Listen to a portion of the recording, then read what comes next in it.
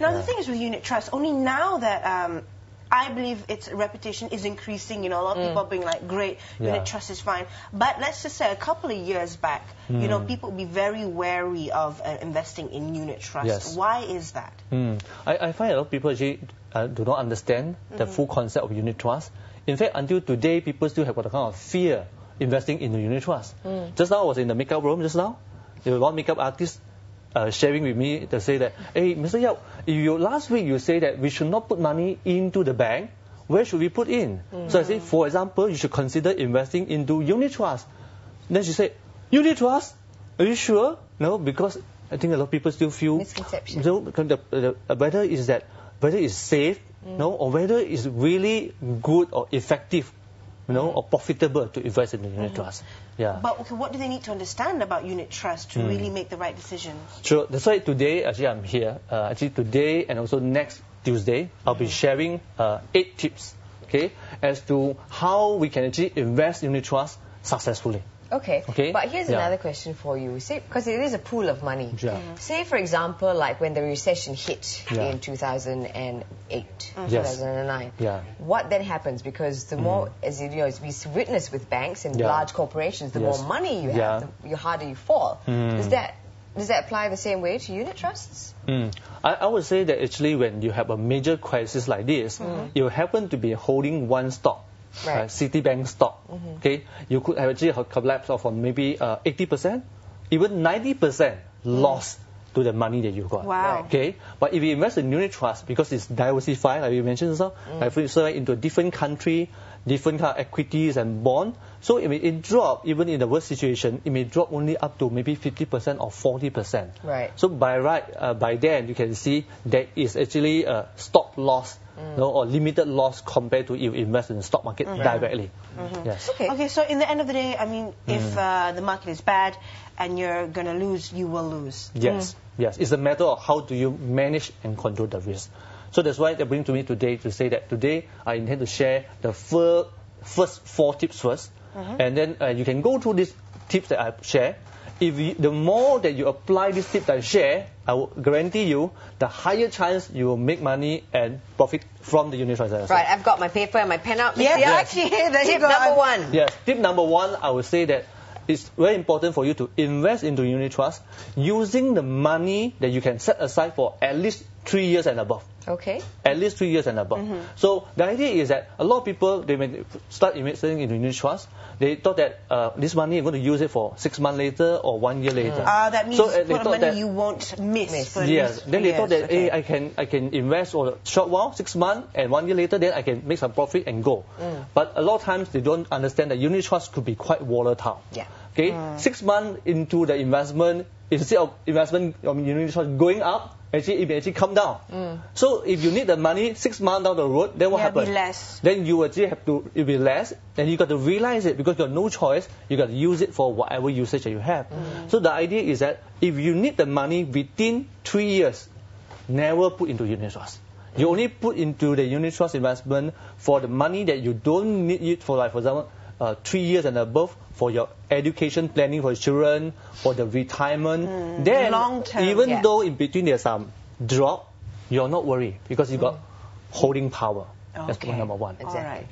Point number 2 is that it's very important for us to match this investment into unit trust, the fund that we select, to our target return on investment. If you ask a lot of people, you say, what's your target return? A lot of people say, not so high lah. I'm targeting for maybe 8% return. So for 8% return, but some people, you'll be surprised, they target for 8% return, but they go and buy China fund, small cap fund, commodity fund, which is very high risk kind of nature, which target for 15%, 20% kind of return, but at the same time may go 15, 20%, 30% loss. So which means they see it not matched. At the same time also, some people, they are targeting for 8%, but they end up, what do they invest? They may invest into some bond fund. They might invest into some money bucket fund. The problem with this kind of fund is that it's too low the return. It will give you only 3%, 4% kind of return. So you're not getting 8% again. So the idea is that if you know you're looking for 8% return, then you should be looking for the kind of fund, like for example, balanced fund. There's a mixture of the equity and bond, that can target for 8% return, or like what I mentioned just now, you have a portfolio unit trust fund that has a combination of equity and bond fund that's still targeting for 8% return. So make sure you know what you're looking at, match your unit trust investment with the target return that you want. So that's actually tips number 2.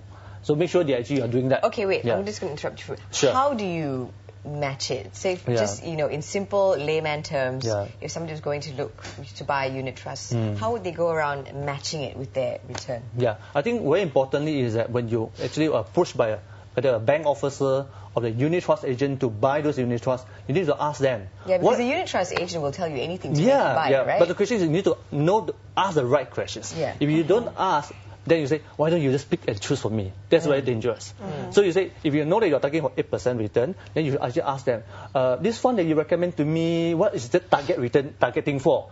They may tell you, this fund actually we are targeting for 30%. That means very high risk. Then you say, oh no, then how can this fund be for me? Right. Yeah. So if you don't ask, you may not know. Okay. At the same time, you've also got to know your appetite for risk, right? Yes. So you need to know the target. So number 3 is, I think, or I say diversify, and diversify.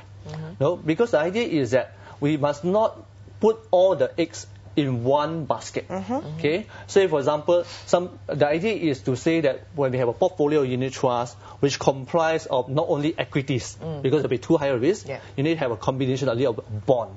Okay. And also we can make sure the portfolio of the unit trust we got not only actually in Malaysia. Right. No, Malaysia equity, because we want to tap into like some equity in the US, into the Europe, in the Asia as well. So also we must also diversify not only that, but also among different unit trust company, because not all unit trust company, no one unit trust company is going to be the best in everything. So you want to have a fund for company A, company B, and company C. Right. So, but some people, they don't think like that. They think that if I like China fund, and China is a big thing now, I think as both ladies you know. China. So I buy all China, or I only buy one magic, powerful China fund. So guess what happened? Then in that case, if the China economy and the stock market is doing very well, of course this person will make laughing all the way to the bank. But if China has got some economic problem, or the China has become crisis, then guess what happened? Your whole China fund portfolio may be dropped 30-40%. It becomes just as risky as investing in a single stock. Yes. Right? The same concept. Yeah. So that's actually tip number 3. Okay. Make sure that you diversify. Tip number 4, I would say that actually it's very important for us to make sure that we invest into quality fund. Okay. And then Joanne, you will be asking me, how do I tell? Yes. How do you know quality fund? I'm going to ask him already. Yes. Because you know that out there are about 500 over funds in the Malaysian market. So the question is, how do we choose? So a lot of times I would suggest to refer to some newspaper. I mean, if we go to a newspaper like the Age newspaper, or maybe like a Star Business, okay, and NSD, they has got some unit trust performance table like provided by Morningstar, Lepers. And from here you can see the fund is categorized under different categories like Apple by Apple, orange by orange.